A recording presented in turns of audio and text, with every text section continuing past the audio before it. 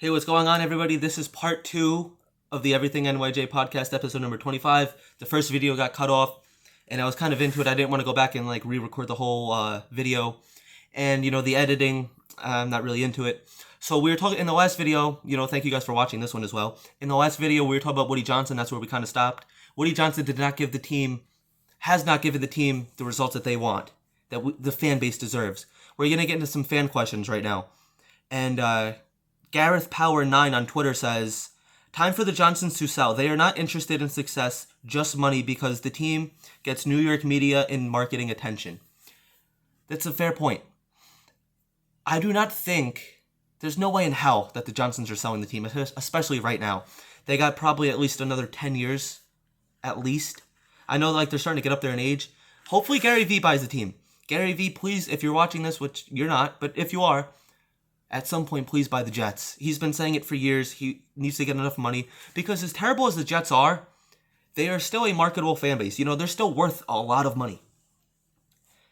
They're not going to sell it, though. They're businessmen. They're corporate guys. And this is their little hobby.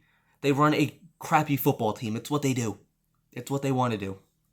They're not going to sell it. You just got to hope that we continue to bring in quality football guys and let them make the decisions. We don't know if Joe Douglas is a football guy. We think he is. He sounds like it. We begged Joe Douglas to come here.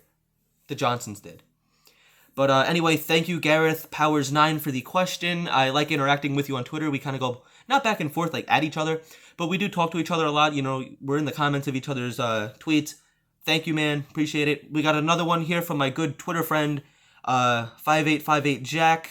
I interact with him a lot as well. Why do you Jets fans continue to give Joe Douglas a pass when he has now presided over what appears to be amongst the worst 2 years of football the franchise has ever seen? Well, thank you for the question, Jack. But it's fair to start questioning Joe Douglas. It very much is. And I like Joe Douglas. I do. Up until this point, up until this loss, I didn't really question him too much. I mean, I had a couple questions. Maybe we should have signed this guy. Why did we let this guy go? Stuff like that. Now I am starting to get legitimately concerned. And my concern, because Joe Douglas went out and he's the one that handpicked Robert Saleh. He interviewed Saleh. He liked what he saw. He signed Saleh. That's fine. I don't think that Joe Douglas is going anywhere, especially this year, because it's the first year of an actual rebuild. We've heard that before. I think, if anything, it's fair to definitely question him. Would I be calling for his job? Not yet. Do I think it's fair to question? I understand the people that are calling for his job. That's fine. I understand that. I wouldn't be calling for his job just because we got to let this thing play out a little bit. If they don't, I don't see them getting much better this season, to be completely honest with you. I don't see it. The bye week, if anything, that was the time to fix it. They're starting to play more difficult teams now. They have the Bengals coming up. They have the Buccaneers coming up. They have a couple quality teams coming up. We also have teams we have the Bills. We also have teams like the Dolphins. At this point, I don't think that we can beat the Dolphins. Maybe Jacksonville, maybe the Texans, something like that. We could squeak out 2-3 more wins possibly. Other than that, I don't think so. But it's too fresh into a rebuild to be getting rid of Joe Douglas. It's not going to happen. At least I don't think so. I mean, would I be surprised? A little bit. Not so much. After next season, if they're continuing to play horrible and Zach Wilson's in his second year and this whole team is in their the coaching staff is in their second year as well, and things aren't getting any better, then yeah, I'd be like, listen, dude, you didn't really bring in playmakers. The coaching staff isn't great. If everything is still struggling next year, then maybe you do have to call for his job because he's going to be in year 3. His first year, they signed him after the draft, so he kind of just sat back and evaluated, cleaned up the cap situation. There's been some things about Joe Douglas that I do like. The trades, I think he gets phenomenal trade value. Like Joe Douglas with the Seahawks and Jamal Adams.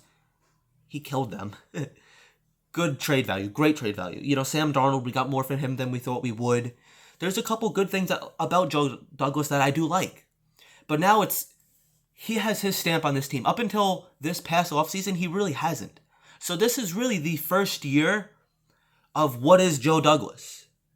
I understand he had the 2020 draft, but even that was for Adam Gase. That was a guy that, it's easy to blame the guy. It's easy to blame the guy that's not here.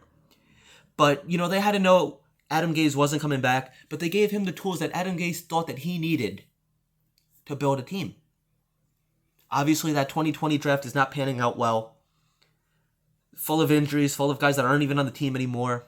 Guys that aren't starting. Denzel Mims, P. Ryan, Becton's always injured. Ashton Davis isn't a starter up until this point. It's bad. It's not a good draft, no doubt. And during the time, the team looked like they had a lot of promise with this draft class. I think the 2021 draft class is much better. But it's going to take a couple years to even tell, because you're hoping that this is the nucleus about this team. This is the team moving forward. These guys, ideally, are going to be here for the next 5-10 years. And then maybe at that point, then maybe we have a chance of competing. Right now, I don't think so. It's filled with young players. They're, averaging 21, 22 years old. I'm 22.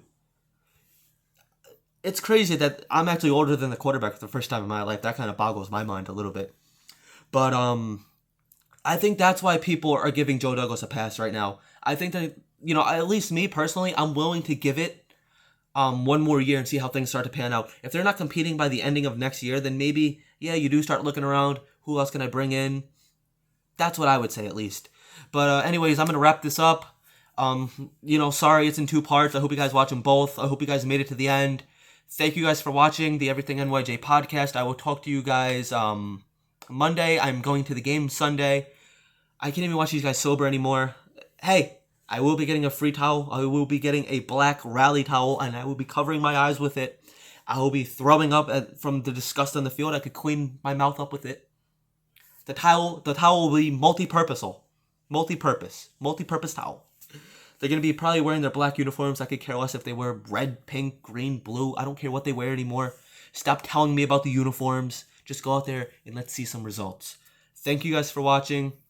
Stay patient if you want or don't. I'm starting to lose my patience. Go Jets, right? Talk to you guys later.